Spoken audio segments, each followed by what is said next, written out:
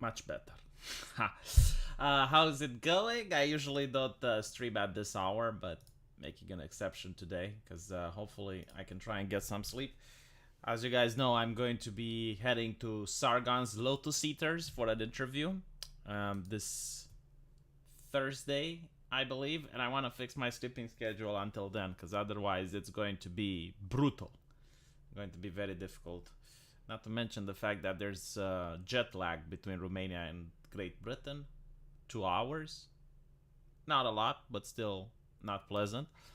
I would like to thank Kangaroo Caliphate for the $10 super chat. That's a lot. Hi V, a tree just barely missed my car last night due to the hurricane. I have no power, so I'm charging my phone in my car. Excited for your stream. That's very good to hear that the tree managed to miss your car. I can't even imagine how it's like to spend a lot of money for a vehicle and then find it under a tree. Although, I would like to point out that Mother Nature doesn't mind that you have a gas vehicle. I assume it's a gas vehicle. If Mother Nature was upset, then the tree would have fallen over the car. But seems that Mother Nature likes your car. By the way, this goes against the idea that a tree only hits you in self-defense. Apparently, in this gentleman's case, tree almost hit him. By the way, I heard that the hurricane is actually awful. I did see some visuals on Twitter, and I would like to wish all of my Floridian subscribers, only my subscribers though, and their families and friends, to stay safe. Okay? If you're not my subscriber or you're not part of the inner circle of my subscribers, then you need to find someone else to wish you that. Because I want to concentrate my wishings only on the people that are following me, so that you get even more wishes of staying safe. Well, like other people, they do a blanket wish. Like, I wish all of you to stay safe. And that dissipates the power of the word. But if I only concentrate my wishes on the few subscribers that I have in the circle of friends, it's going to be a lot more tsuyoi. So yes,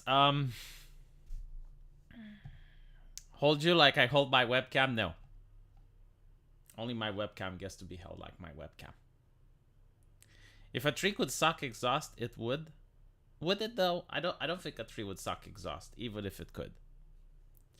So today we're going to be looking at a very fascinating article. I mean, when I'm reading this, it's like looking into a whole new universe. It's so fascinating to see leftists try to tackle a problem. Because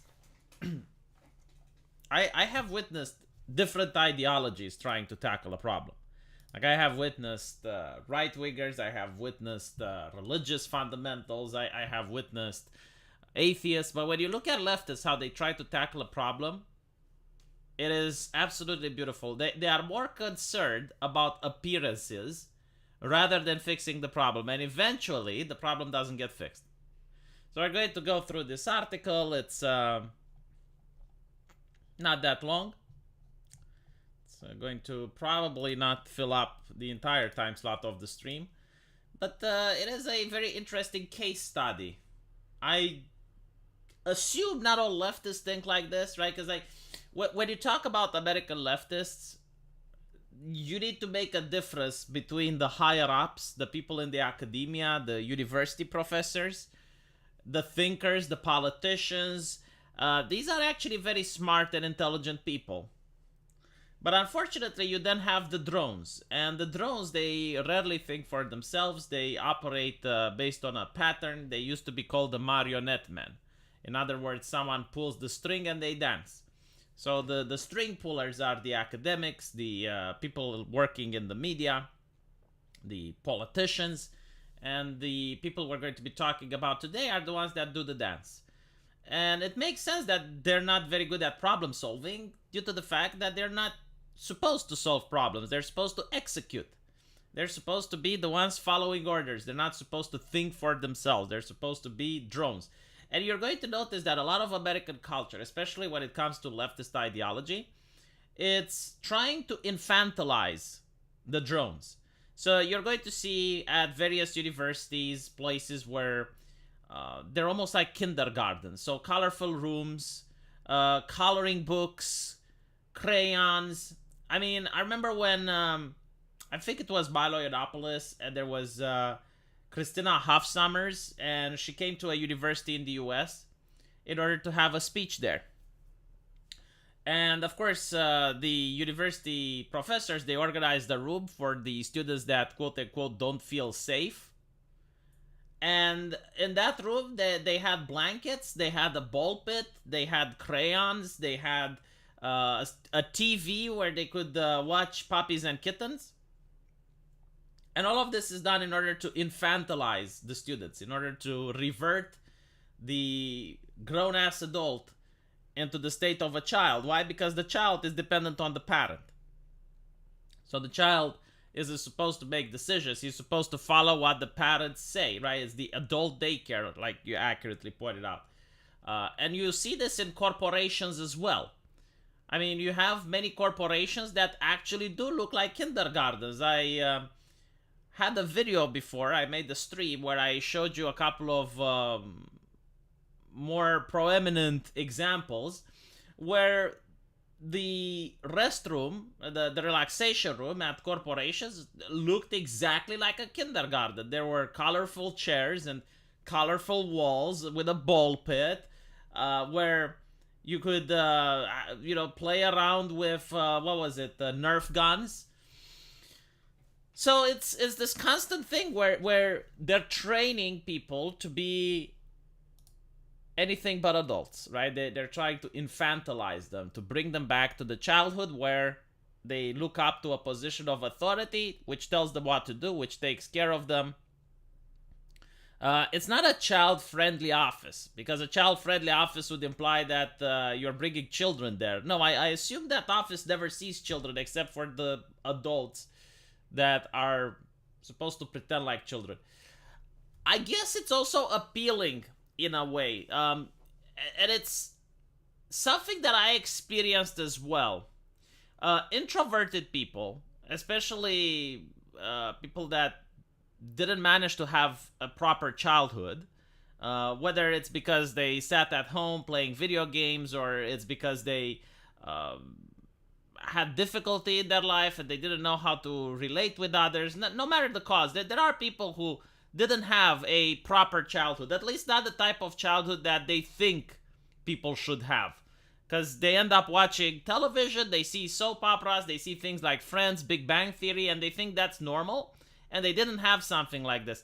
So then they grow up as adults and they seek it out. They want to be infantilized, like they want to get the things that they missed when they were kids. And this is why they start watching cartoons, this is why they start using coloring books and all of that. It's because they didn't have it when they grew up.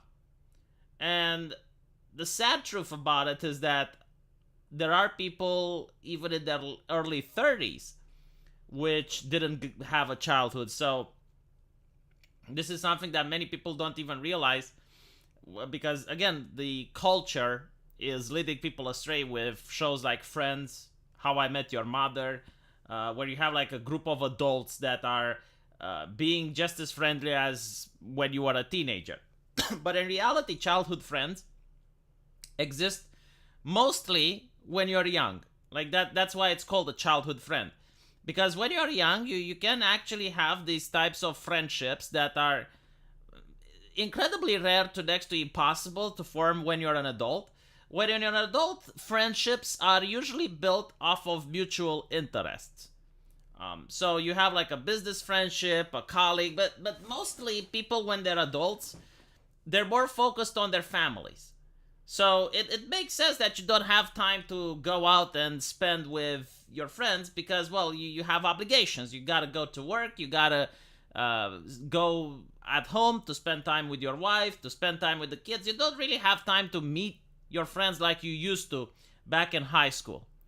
Or at university. And unfortunately, there are people who are left-leaning and they don't have a family, they don't manage to have a job, and they feel the need to socialize, and they're going to try to be friends with other people the same way you would try to be friends with someone when you're young. But the problem is those other people have lives.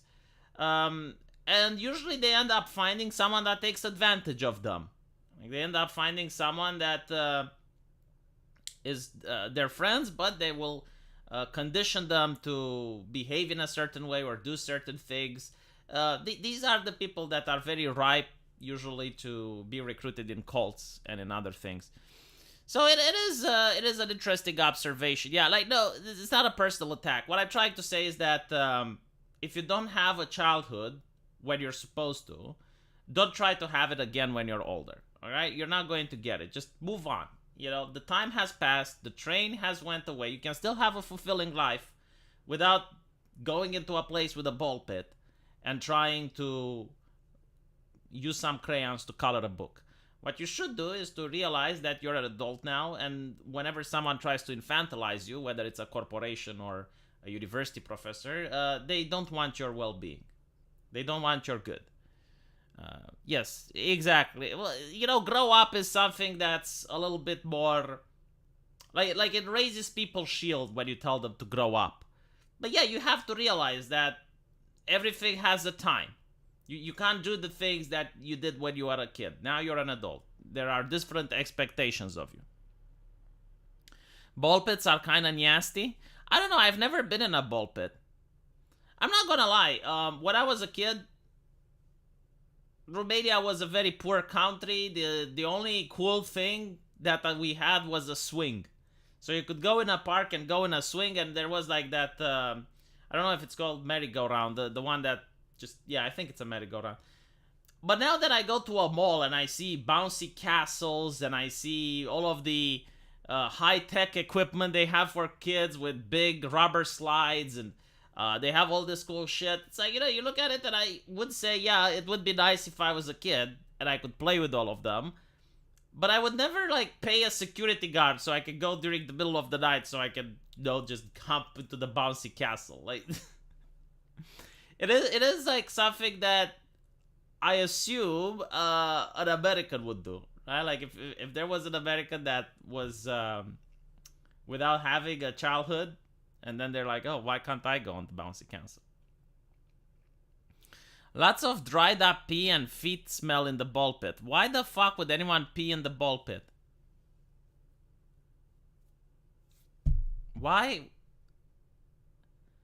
Do people pee in the ball pit? Is that a thing? Oh my fucking god. What adult is using a bouncy castle? If you have a child, I guess you can use a bouncy castle. But only for a limited amount. Anyway, right. Let's look at this and you'll see what I've been talking about. So, hold on. Chotomate. I need to put the chat here. Alright, the chat is now here. So, crime is a construct.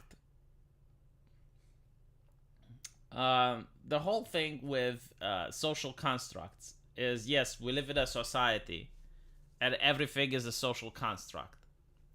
The problem with the left is that they believe the society is inherently evil. So the society is cisgender, heteronormative, patriarchal, blah, blah, blah, blah, blah. And because of that, all the social constructs need to be deconstructed. Unfortunately, that includes crime.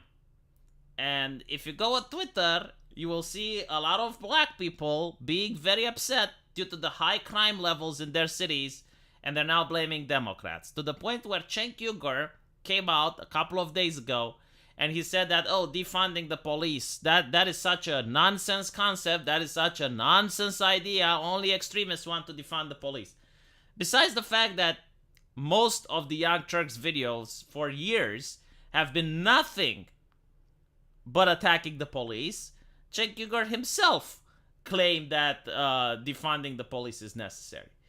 Now, what this means is that when someone like Cenk Uygur starts doubling back and pretending, who, me? Never.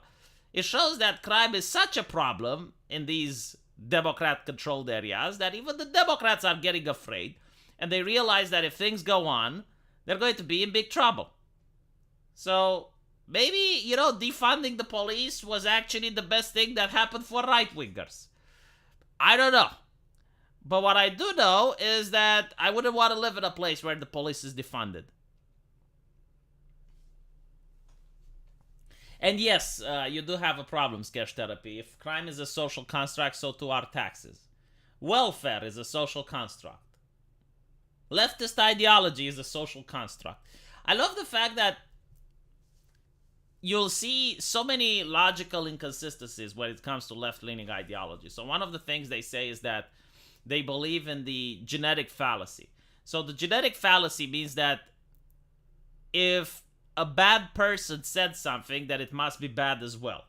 So for example, if Hitler tells you that you shouldn't smoke, then telling other people they shouldn't smoke is bad because Hitler said so. It's a fallacy. It doesn't make sense. Every statement should be analyzed based on its own merit, not by the person that said it. So the left usually believes that because we live in the cisgender, heteronormative, patriarchal culture, everything that stems from that culture is evil. But what they fail to realize is that leftist ideology also stemmed from that culture. So that's something that I like to tell them. When they say it's like, well, it's a social construct. Okay, but leftist ideology is a social construct. Welfare is a social construct. Paying taxes is a social construct. The snake is not a social construct. Although they will make the argument that, yes, the snake itself is a social construct because the way you define the snake, the words you use to define the snake are the social... whatever. So, listen to this. In the last couple of months, in Park Slope, the Baby Bjorn capital of bourgeoisie Bohemian New York, a thief ran with $200,000 worth of jewelry in a smash and grab. Now, if I'm not mistaken, I don't know if it's New York or California now. Someone in the chat, please let me know. But I think it was in California now where a police officer isn't allowed to chase a thief unless they stole more than a certain amount. I think it's like $1,000. Which is one of the most difficult to apply pieces of legislation. Like if you're a police officer and a woman says, thief, someone stole my purse. Well, I guess you need to go to the woman and ask her, okay, well, what brand of purse was it? Was it Gucci? Was it Hermes? Or was it just an off-brand? What did you have in the purse? Was it more than $1,000 or less? And if the woman says it was $19.99, then you're like, well, lady, I'm sorry. I'm not allowed to chase the thief because if I do, I may lose my job. Now, obviously, that is ridiculous. Police officers don't do that. What they end up doing is when the lady says, help, thief, they look the other way. It's the stereotype of the cop eating the donut. This used to be in the 70s as well. You would find it in American art, which is comic books, right? American folklore. It's pretty much what that is. Where you have the crime committed and the cop did nothing. Why? Because the same legislation applied back then. They had sensitivity training. They didn't have anti-racist training. No, it was sensitivity training. And police officers were punished for doing crime. You should watch Dirty Harry. He tackles this very well. Like in the first movie with Dirty Harry, he manages to rescue hostages from a hostage situation, and he gets reprimanded for using excessive force. The hostages had a gun pointed at their head, but Dirty Harry managed to save the day, but he used excessive force. He didn't do it by the book. And it's an excellent commentary. If you watch movies from the 70s, from the 80s, you will find them very accurate to the social commentary that we need today. So if you want to help someone criticize modern culture, like if you know a leftist, get him to watch movies from the 70s and the 80s. They are incredibly rich American cultural icons.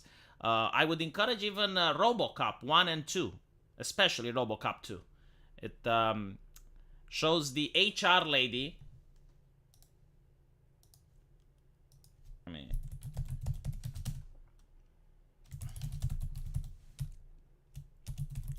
So the HR lady reprograms RoboCop. Now, RoboCop 2 is considered to be one of the worst movies. However, when you watch it today, it's actually a historical gem. Now, RoboCop used to have, in the first movie, he used to have 3 directives. It was, if I remember, I might be wrong, but it was abide the law, no, protect the innocent, follow the law. And then there was another directive that was hidden, which was do not go against any of the corporate higher-ups. Now, RoboCop gets into an altercation and he gets damaged. So the HR lady, which was the sensitivity training officer, reprograms RoboCop and gives him 300 directives. And you can see the directives are very similar to what the young Turks talk today. Like, RoboCop, avoid stereotyping. Keep an open mind. Talk things out. Commend sincere efforts. Discourage harsh language. Encourage awareness. Now, there's 300 of these. It doesn't show the most left-leaning ones, but it was, yes, like discourage stereotypes, do not use violence, so on and so forth. And what it ends up happening is that RoboCop is unable to do police work. He is unable to catch even the most easy-to-catch villains. So from a police officer, which is able to do the job better than any other human officer, he becomes so weak due to all of those directives that he is incapable of performing even the most simple task. Yes, they literally turned him soy. That is the plot of RoboCop 2. And it's something that, like again, all of these movies from the 80s, you watch them today, and they will make so much sense. You think The Joker was a good political commentary of what happens in modern USA? You should watch RoboCop. You should watch Demolition Man. You should watch Dirty Harry. Like, all of these things have not aged poorly one bit. They aged like a fine wine. Yeah, like Soy Cop. And then, of course, you have the corporations, BlackRock, encouraging crime so that people move out of the area, and then BlackRock buys the housing at very affordable prices. Which is what happened in New York, if I remember correctly. Was it the mayor or the governor? Like, during the pandemic, after people got fired, and you also had the eviction moratorium, the prices of houses went at an all-time low, and they started buying up the property. I mean, it was a very good business. If you had money during the time of the pandemic, purchasing houses and then selling them later would have earned you a pretty penny. Now, going back to the article that we were initially discussing.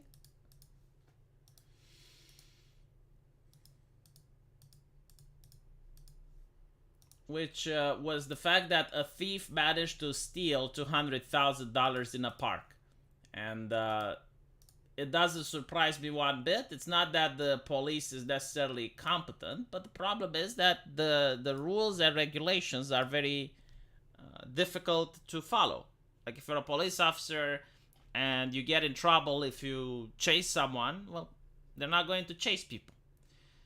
So apparently this thief stole $200,000 worth of jewelry. By the way, if you steal $200,000 worth of jewelry, that's probably a very rich area. Like, these are the rich areas getting affected. It's not the poor neighborhoods. Like, the poor neighborhoods, you're not going to find $200,000 worth of jewelry.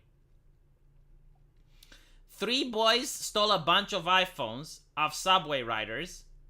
A ticked-off customer attacked the owner of a bike store, and $6,000 was stolen from an auto shop.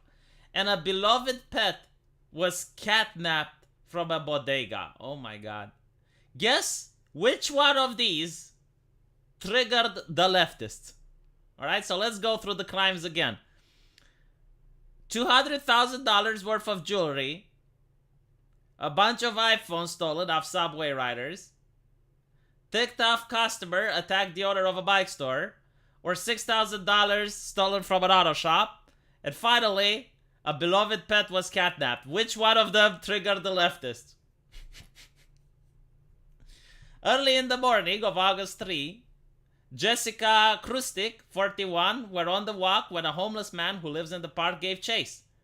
He hit them both with a large stick and threw a container of urine on Moose while muttering about immigrants taking over the park. The dog died a few days later from internal injuries after 2 emergency surgeries. The man who killed him is still at large. A few weeks later, Christian Namek issued a call to action, a social media site for local organizing. Do we want to organize a community safety patrol and take our park back?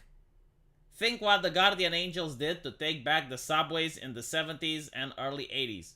We may have to get to wear cool berets. I'm being serious. So this chica, Christian Namak, wants to take back the park just like the Guardian Angels did. I gotta say, living in a leftist heaven sounds so wonderful. It's such an utopia, isn't it? So on one hand, you pay taxes for the government to keep people safe, but on the other, you have to go out yourself, just like the Guardian Angels did back in the 70s and early 80s. Alright. So things were getting serious, right? Like a lot of nasty crimes. Someone got catnapped. And because of that, the leftists are going to be out in force. They're going to take their park back. The people who are going to take their park back include a 59-year-old. So let's see who the heroes are, the champions of this story. We got this lady, Christian Namek. We got a 59-year-old man. And you're going to see that the other people there are also around the same age. But this 59-year-old man, he's a veteran. He has been part of the Occupy Wall Street protests in 2011. And he's a financial consultant firm which focuses on themes of climate, renewable energy, gender lens, racial equity, economic advancements. And he suggested the name Park Slope Panthers. Again, like I want you to understand who are the heroes. Let's look at the heroes, right? I need to. How should we call them? How should we call? We need to give a name to this team. You know what? I know how to call them. I will call them Guardian Angels.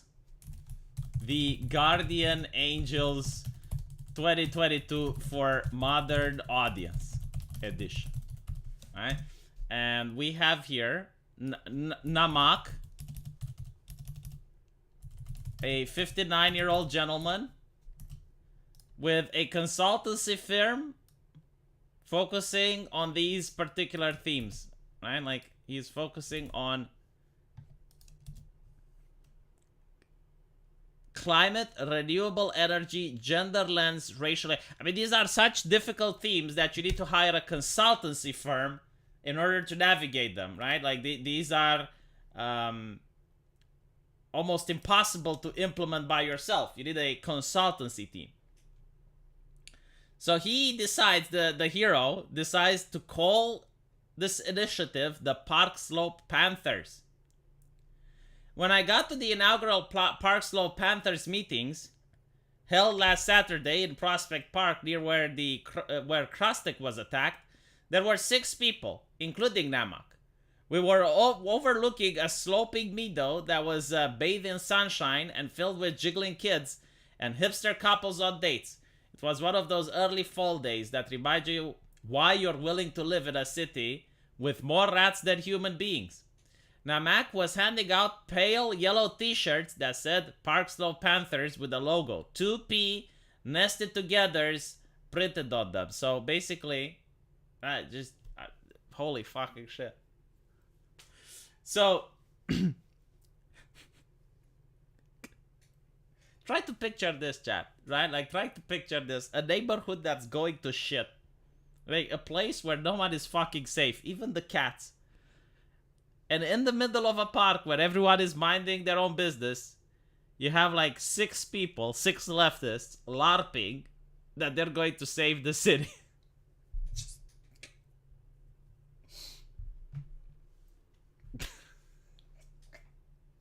And the first thing to do is that he's making uniforms. He's making shirts.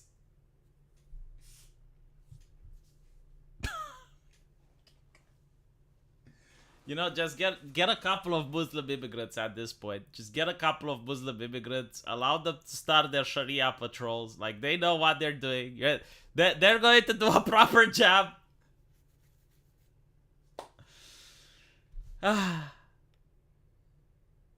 Namak explained that while we're all there because of Moose, right? So look at this. The reason they gathered isn't because $200,000 worth of goods were stolen. Isn't because people are getting pickpocketed in the subway rides. Isn't because a person got attacked in front of a bike store. Isn't because $6,000 were stolen from an auto shop. No, it's because someone attacked a pet. Like, this is what really got them going. This is, you know, like, okay, enough is enough. There were other things to be concerned about. Yeah, so the pet number 1 and then other things. It seems like there were more homeless people sleeping in the park, in the subway station, and on the trains and streets. There was more garbage everywhere in the neighborhood. More crappy vape shops and stores that sold Delta 8 weed. And more delivery guys on bikes blasting faster through crosswalks. Packages, bikes, and catalytic converts were getting stolen. Namak told the group how he tried to help a local store owner while a group of 15-year-olds robbed the store. One of the teens had the knife. By the way, all of these are under the category of other things to be concerned about. The main reason they're there is because of the pet. Yeah, step 1, kitty. And then it's like, and other issues. Their list of priorities, what can I say? Like, step 1, kitty. Step 2, people selling weed, homeless people everywhere, garbage all the way up to our necks, 15-year-olds running around with knives.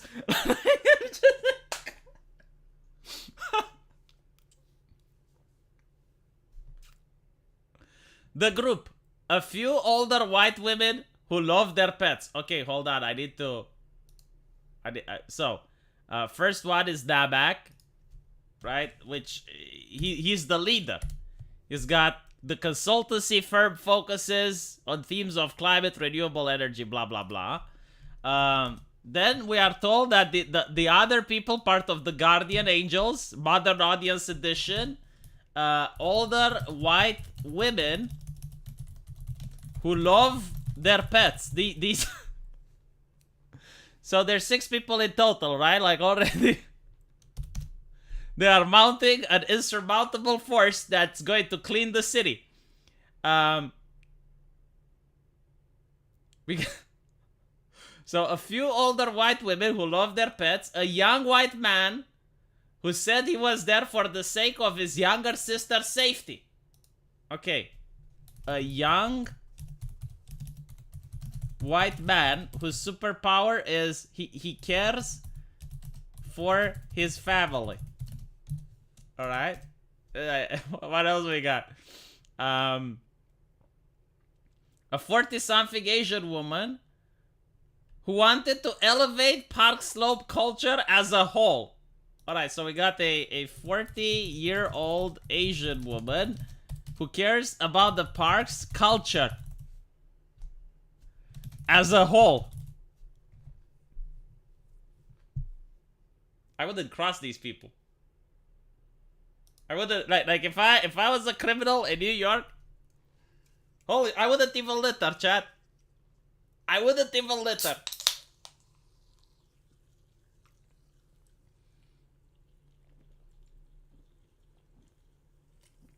Honestly, if they had guns, then you may have a point. But no, they're leftists. They don't have guns. And now the conversations begin. Oh my god. Alright, so far we've been told about the problems. Okay, so no, hold on. What do they try to solve? The problems, right? So the problems are like this. Number one, Kitty. Right? This is the main problem, actually. Main point of concern. And then we have, like, under the category of other things, we have kids burglaring, using knives, trash all the way up to the neck, subway pickpocketers, $200,000 worth of goods that were stolen, person getting assaulted in front of his store. We got the $6,000 auto vehicle robbery, right? So these people are trying to fix these problems. So let's see how they're going to go around it. You know, how they're going to have the conversation. Well, apparently, let me scroll down so I can find it.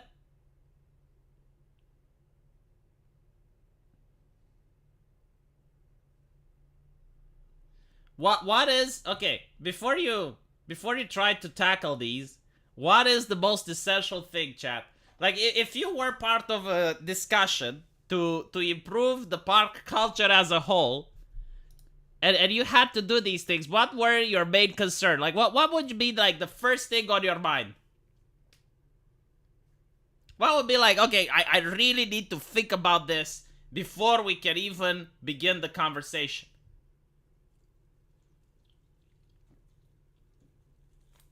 See, this is how you can actually write a good movie. I agree with Chaos Slayer.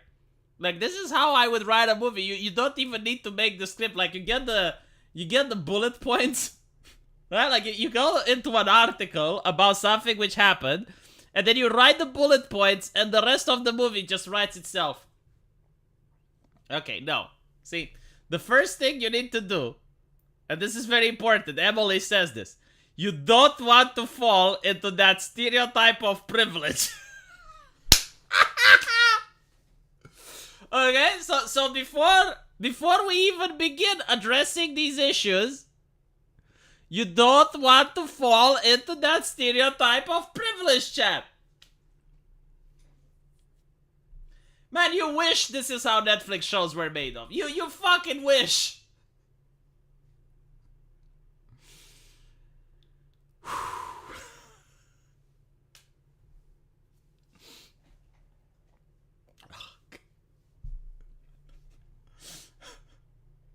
The Venn diagram for park slopers and Democratic voters is pretty much a circle. No one wanted to be labeled the park Karens, right? Like, appearances is what matter. This made the whole crime fighting thing a bit awkward. It's about finding a way that's non-biased to report these findings and have people feel like it's safe here. Alright, so alright. How, okay, how should I, so these are the problems. Can I use bold? No, I can't. Okay, so these are the problems. These are the guardian angels, right? Code of conduct for the angels. Okay?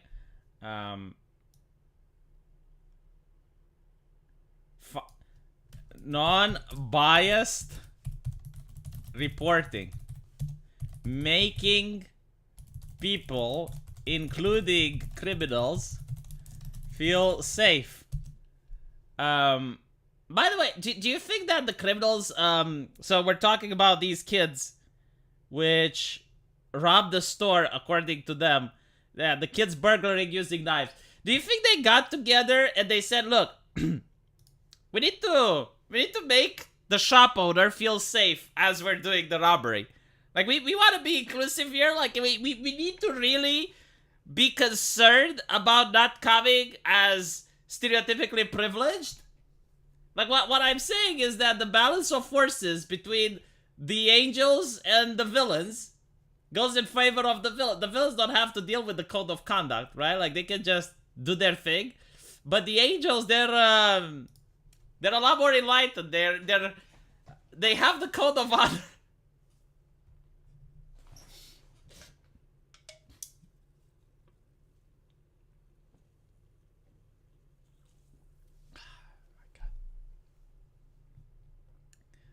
So,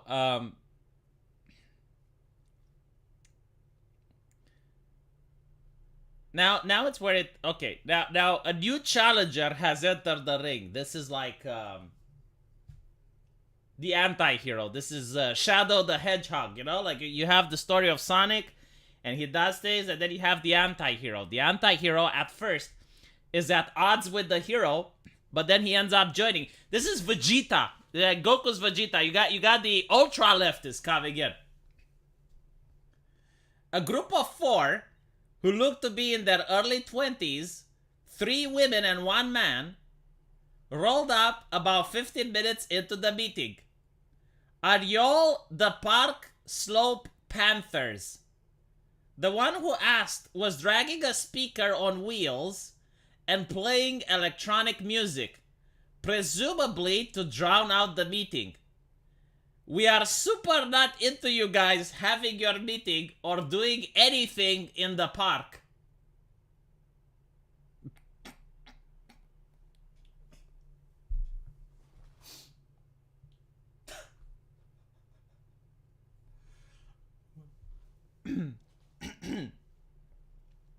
I can do this. I can keep reading. I'm sorry, it's just, wow.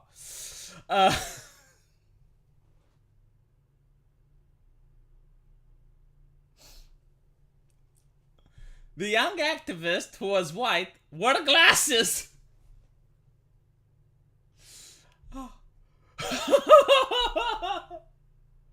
You know what? I think I have a picture of him. Hold on.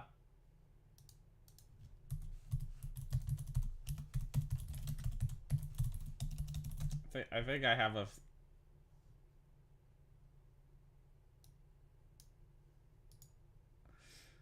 I don't know whether or not this is true, but if I close my eyes, chat, this is what I see.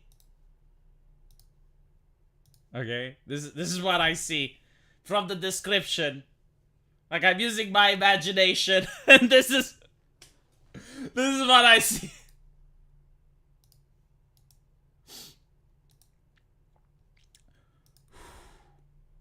Wow.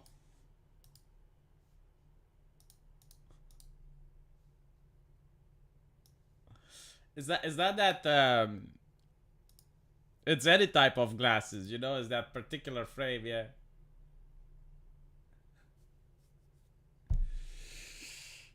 So, the young activist, who was white, wore glasses, grew up in Park Slope, and had a medical grade face mask on. Okay, well, I didn't have a picture with the mask on, but we need to imagine the medical grade face mask on. Like his 3 comrades, was also super not into cops or anything resembling the cops. You know, like, I would like to ask these people who are super not into the cops, are you super into $200,000 worth of goods that were stolen? Probably yes. Are you super into kids burglaring a store while having knives? Are you super into this?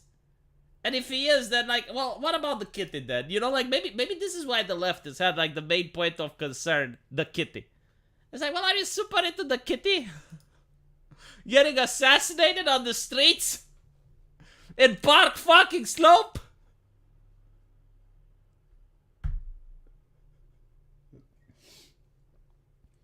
Oh god. So, okay, mask, comrades, anti-cop.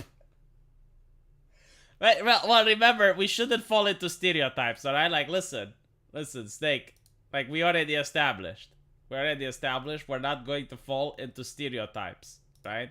Where did I say? Code of conduct, okay? Non-biased reporting. So stop it with the stereotypes, Snake, for life. Just stop it. Just stop it!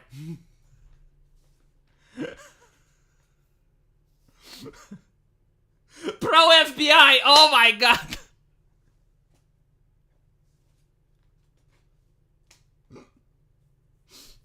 I'm super not into cops. Oh, that's okay. We're just going to report them to the FBI.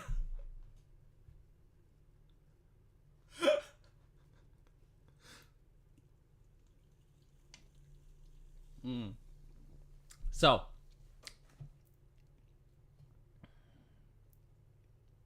when Namak told him we were taking turns introducing ourselves, the activist informed Namak that he wasn't super into abiding by the structure that you're setting up. Oh my god, I love this guy. It's like a walking meme generator. I'm super not into cops, you guys. It's like, what are you doing? Oh, we're introducing yourself. I'm super not into abiding by the structure of power that you're setting up.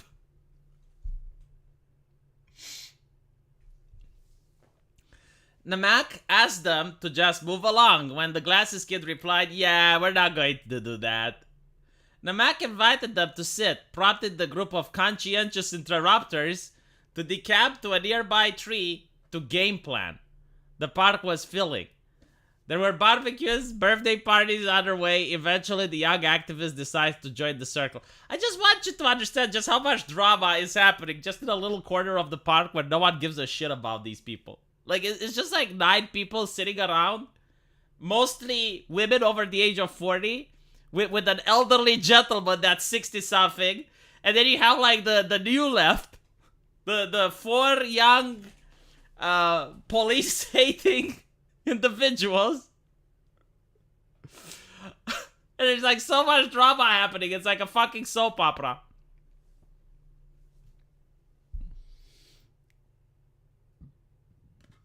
Prefixing everything with super is so infantile. Just saying like super not okay. Shut up, Mike. These are people who have gone to a university. Have you gone to a university, Michael? Have you been to a university? Do you have student debt? Have you even been to a university if you don't have student debt, Michael? Right? They're more smart than you, I guarantee you that. They're the types of people that put PhD in front of their Twitter handle. You know, I actually wonder if Twitter can have like a, you know, like they have the blue check mark and they should have like a bright PhD, which you can use as a title.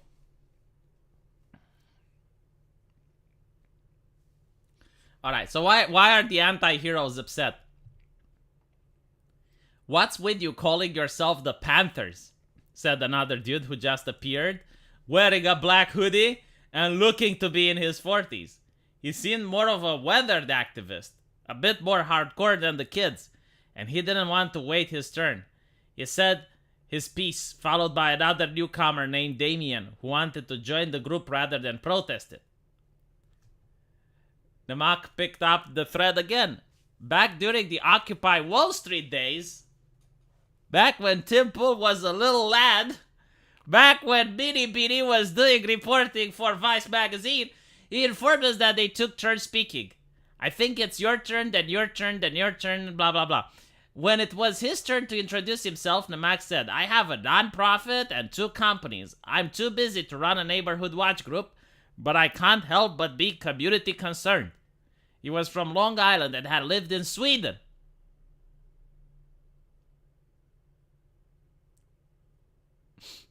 Chat, I feel tears coming into my eyes. I don't know how much I can hold my shit in. I don't know how much I can hold my shit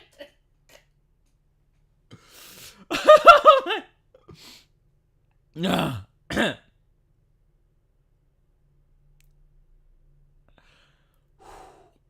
He was from Sweden, which he loved because it was less hierarchical.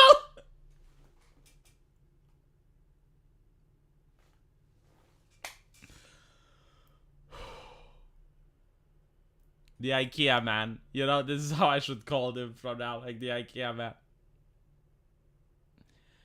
Namak said he was left of Lenin. Oh my fucking god, he's dropping the credentials, chat. He's dropping those fucking credentials. IKEA man is left of Lenin. You're not left of Lenin because Lenin fixed the fucking crime problem.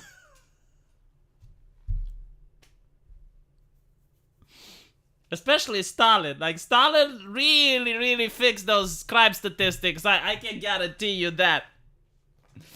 No, seriously, like, say what you will about Stalin, but at least after he got into power for a little while, the crime rates started plummeting. When one of the activists accused him of being a vigilante, apparently Tucker Carlson reached out to have Namek on his show, and he told Carlson to fuck off. Well, see, Tucker Carlson is like, he's like, Lex Luthor. He's got body, he's got the influence, but you can't trust him. How is this real? I don't know, man. I don't fucking know. But I assume this is happening more often than not. I like to believe that they're like within the park. Many times you have like these tiny groups of leftists just gathering together. No one knows about them, but the people who are at the meetings, they probably have such amusing stories to tell. I would like, as someone record, I would actually have this TV show. It would be called Park Slopes. And in every episode, there would be different people. Like, the episodes wouldn't be connected to each other. But there would just be, like, different people gathering at the Park Slopes trying to talk about how to fix the crime rates of the country. And they just can't ever get anything done because the ideology cares more about appearances and how you talk and how you speak and who you interact with rather than actually getting stuff done. So that would be, like, the best comedy show. And every season, the park would look worse for wear. Like, it starts season 1 and there's kids in the park and, like, everyone is happy. And in season 2, you'd see that the grass isn't being taken care of. Like, there's weeds now in the grass. Season 3, there's garbages everywhere, needles on the ground. Like, I would I would do this TV show. And every episode, it's just like, you have, like, some people, they're getting in the park, they're talking about the problems they see in the city. But they can never actually get anything done. It's always, I was like, all right, well, you can't do that because that's against stereotyping. You can't call the police because that's not okay. You can't have a gun because, like, more gun violence. Like, that's what I would do. I think it would sell. I think it would have high ratings. 8 seasons, all committee meetings and no action. Yes, like, it would be just committee meetings.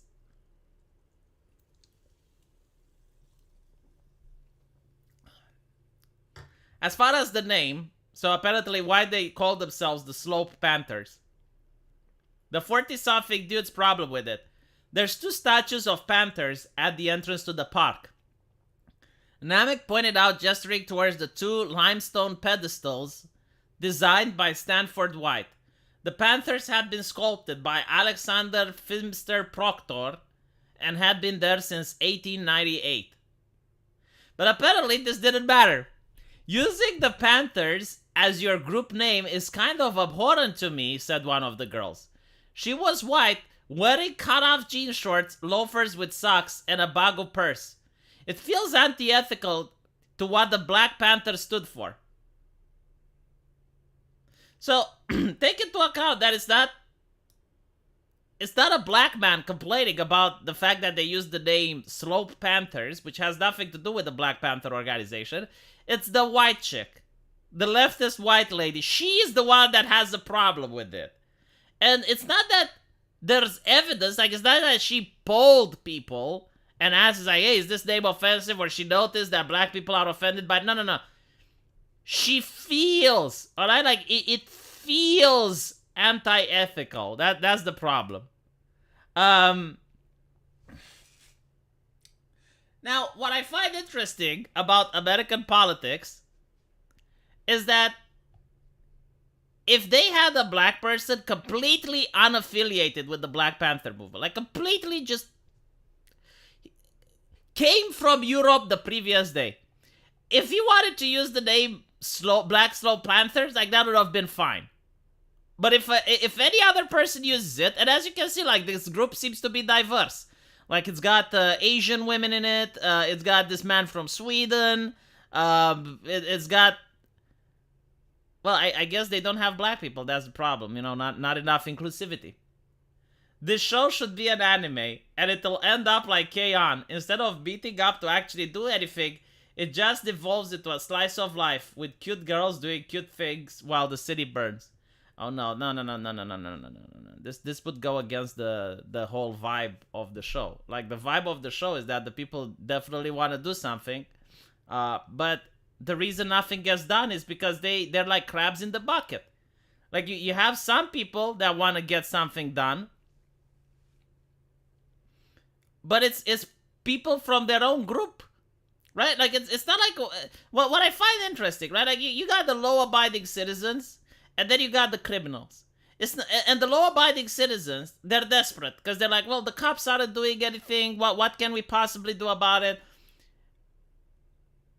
Let's do something ourselves, right? Like, let's start a neighborhood watch. And it's not the criminals that are sending, people with subterfuge to try and destabilize the law-abiders. No. The law-abiders themselves destabilize each other. Like, they're subverting each other for no fucking reason. What you're seeing here is leftist subversion. Right? Like, they're coming with concern trolling and all of that shit. Like, you have a city where, again, like, teenagers burglared the store using knives. Like, that's a little bit fucked up and point of concern, I would say, right? So you have leftists coming in to subvert their little group. And their little group is all about, like, hey, what can we do with the crime? And it's like, oh yeah, but why do you call yourself this way? Why are you stereotyping? Why are you blah, blah, blah?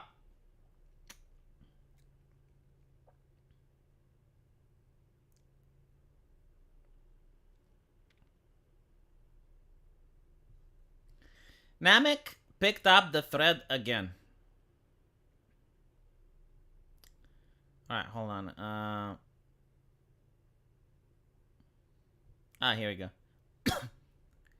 And I don't know if the fact, like, Black Panthers would not stand for this. Like what exactly the Black Panthers would not stand for? Like, people trying to solve crime? Is this what she is saying?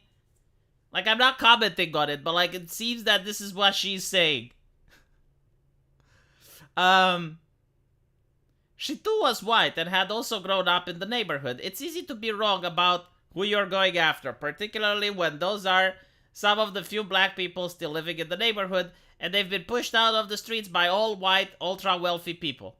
So this lady, which is white, and in the same area, she's complaining about white people pushing out black people from the neighborhood. This is after, by the way, this is after they made shirts for everyone, right? So the brand is already in. Like, the trademark has been issued. You can't change the name now. We can be the Tigers, suggested Dion, the middle-aged woman next to me. We can be the Tigers.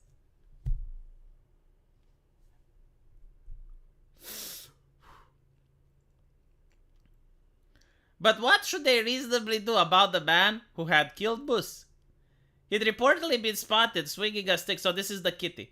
He'd reportedly been spotted, a dog, sorry. He'd reportedly been spotted swinging a stick on Flatbird Avenue, chasing down another woman and her dog in the park while screaming, "Let's see some action here." Okay, so apparently there's this homeless man in the park, for those of you who joined later, right? Like, this is what started all of this. There's a homeless man in the park which apparently attacks people and their pets. And apparently, this homeless man was recently seen chasing down another woman and her dog in the park while screaming, "Let's see some action here." The kid with the speaker spoke up. So it sounds like this person has been pushed out of an unimaginable amount of systems. He is probably neurodivergent. Yes, I do assume so. Yes. Yeah, like, I would ascribe the word neurodivergent to this person. If you're an individual chasing ladies with their pets in the park, with a stick, trying to hit their pet, and you're screaming, "Let's see some action here," yes, I would call that as being neurodivergent. Absolutely correct. I agree with this leftist lady.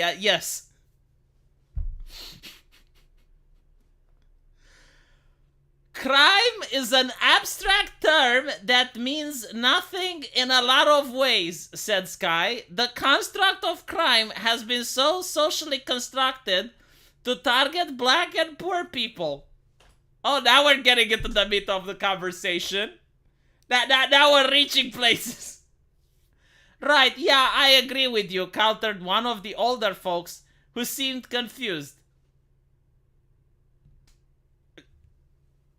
Okay, no, hold on. Chotomate.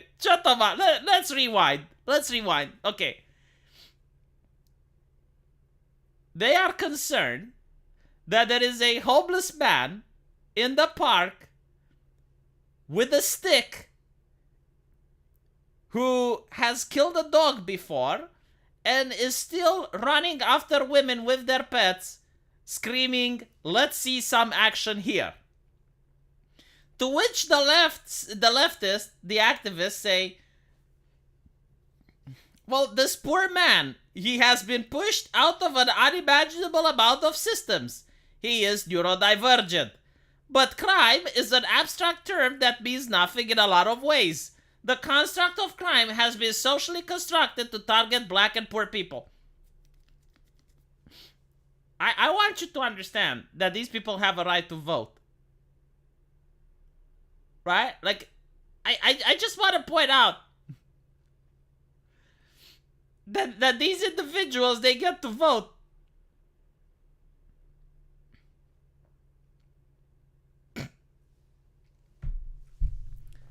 Well, I guess when you have concern for the criminals, and you have empathy for the criminals, then society becomes the victim. I mean, obviously, if you're a person who's going to go in a park and you're going to be chased by a neurodivergent person with a stick, like, you're not going to go into that park again. And eventually, more and more people are going to go. The park falls into disrepair. But whatever, I guess. I mean, that's what you vote for. Yeah, these people are 100% college educated. I am willing to put money on this. They probably have the student debt in their pocket. The loan bill. It's not that they bitch and moan and don't do anything, right? Like, Marina, that's not the problem. The problem is that when someone actually gets together and tries to do something. So you had 6 people which legitimately tried to do something. And maybe 6 people could have solved the neurodivergent situation. But they got subverted by leftists. By other leftists, right? Like, when leftists don't have anything to subvert, they subvert each other, I guess. And the entire purpose of the group, which was to solve crime, has been deconstructed to, oh, well, we need to be very considerate about the criminals, to now, it's like, well, the criminals are actually the victims. This guy was chasing women with their dogs and he's got a stick. Well, he's the actual victim, not the women and their pets. Damien, the one black guy here, who had emigrated to Park Slope from Trinidad, claimed just to level set the room.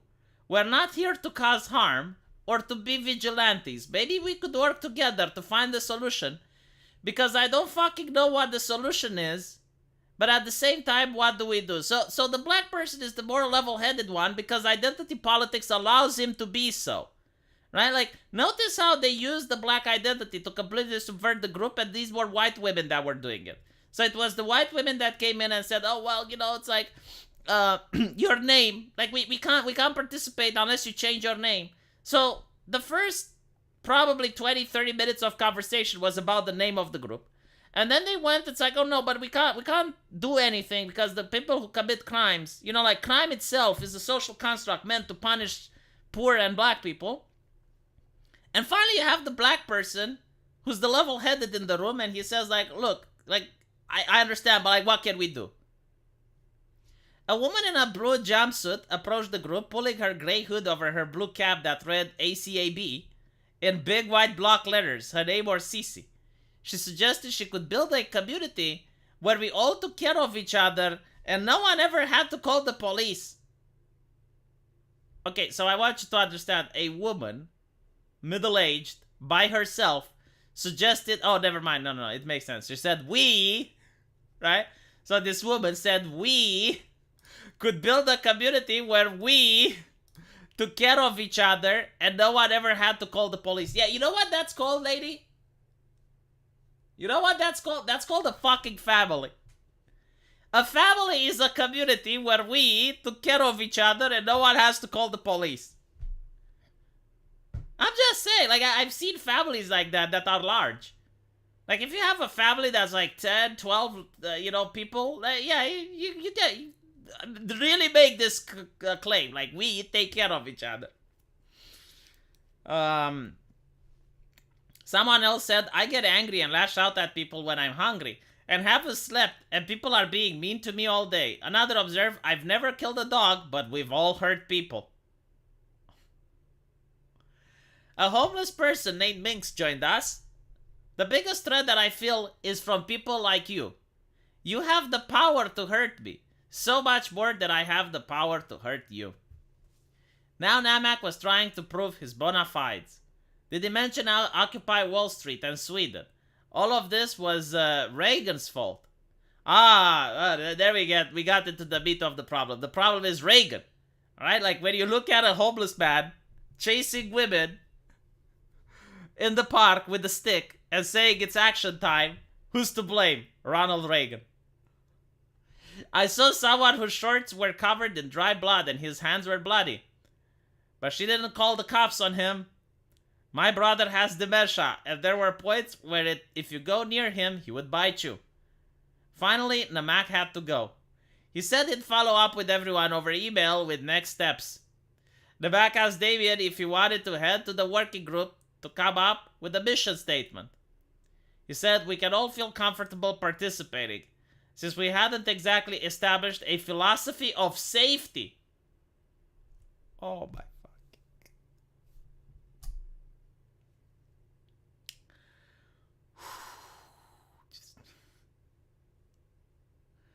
The next day, Namak emailed everyone minus the kids who'd interrupted.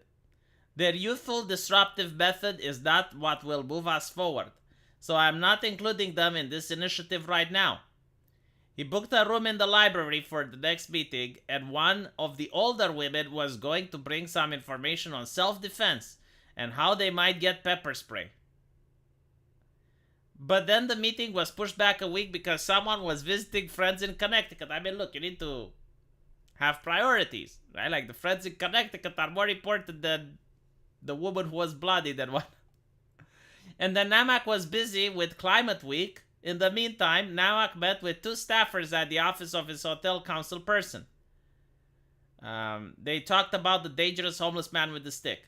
They said their biggest concern is that the perpetrator is not arrested and sent to Rikers because they are concerned for his well-being. Oh, that's so nice. He wrote in an email to the group. Soon after, Namak walked up to red graffiti on his sidewalk outside his front door. Don't be a cop, Chris!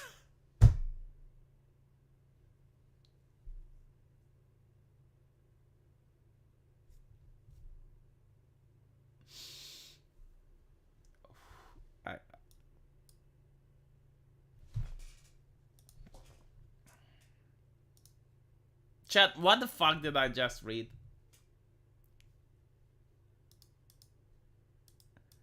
What the fuck did I just read, chat? Oh my god.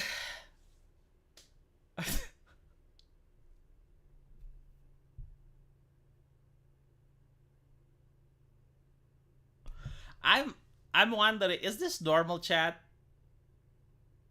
Is this normal in America? Like, is this... Cause I don't hang... Like, look, I know a couple of left-leaning people on Twitter. But the problem with left-leaning people is, like, if you speak with one of them, it's fine. Like, you can communicate with the leftists the same way you can communicate with any other person.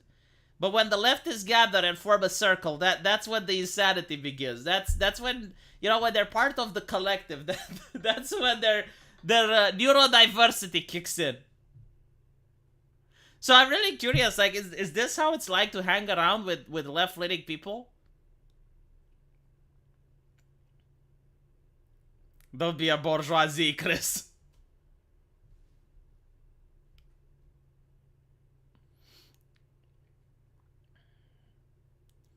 Is the Twilight Zone? I mean, I don't know, man. It's just very difficult to describe what I'm seeing. But no wonder nothing gets done, right? Because, like, I always wondered that, like, even here in Romania, if you had, like, a very high level of crime, like, let's say you had the situation where you have this homeless person with a stick attacking women. Like, what would happen is that somewhere in a bar, 4 dudes would gather. They would have a little drink. They would have their shots of Tsuika or Palinka. And it would be like, you know, I'd be like, right, let's take care of business. And that's all that needs to be said. Like, they don't talk. They don't, like, it's the conversation happened with their eyes. Like, they just look at each other and they understand, you know? It's like, okay, so there's this guy. And when I came to the bar, like, he was chasing women, and he had the stick in his hand, and he said, let's get some action here. And last week, apparently, he killed this woman's dog. Like, all the guys would be like, you know, right, let's go handle it. And that's it. That's like all the... But the leftists are like... And then nothing gets done, you know? I'm just saying. Like, what is it? What is there to even talk about? What are you talking? Like, what is the conversation even supposed to entail? Like, if there is a dude that is doing that, there's no need for words. Like, you handle the business.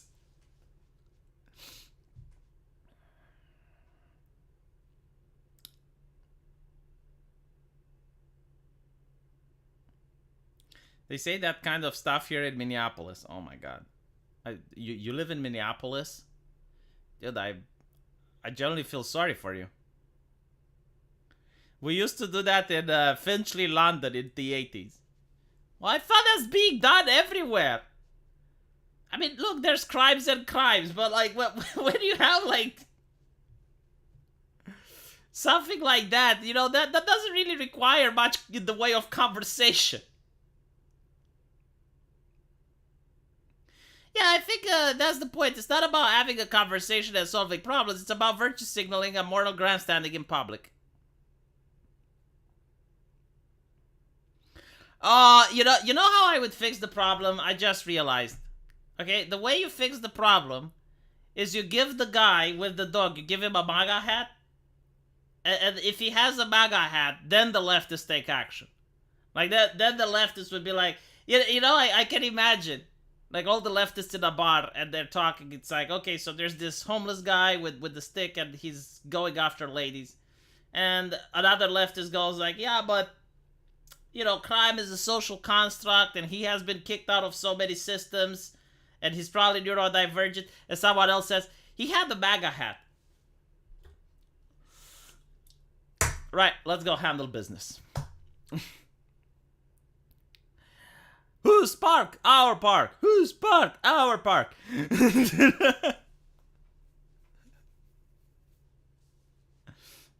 That actually might work. Yes, it would.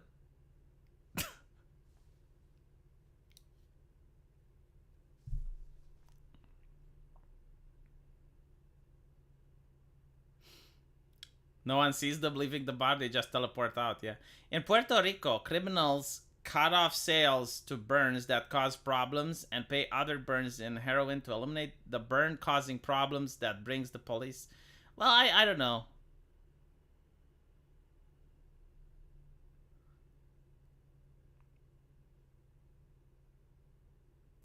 Antifa said that it was okay to punch a police horse because the horse was an instrument of fascism. Get the fuck out, I don't believe that.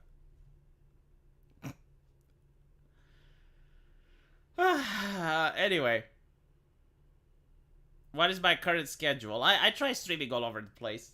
I'm going to London to the Lotus Eaters in a couple of days, and I'm still trying to fix my sleeping schedule, although I'm not being very lucky at it. Anyway, Right. Hopefully you guys had fun, and I hope someone makes a movie out of this, because like it's got such a great plot, such a great story. You don't need CGI. You don't need anything. It's just like good acting. You know, just people sitting in a park and talking to each other. It would be the best movie of 2022. Let me know what you guys think, and I'll see you in the comment section. Take care.